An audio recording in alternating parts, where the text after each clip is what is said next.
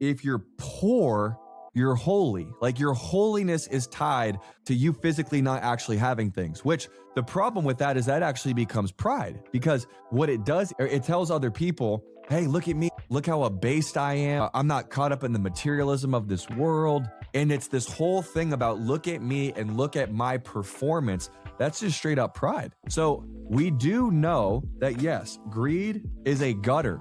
The Bible says in 1 Timothy chapter 6 that those who chase after riches pierce themselves with many sorrows. But then there's this other thing too. There's this weird religious spirit that has overtaken the church. And we see it with this guy named Judas.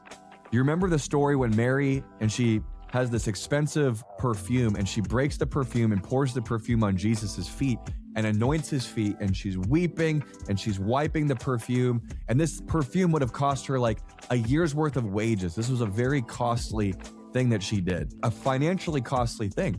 And it says that the Pharisees and Judas actually rebuked her and said, you could have sold this thing and given the money to the poor. What a waste. And Jesus turned to them and said, leave her alone.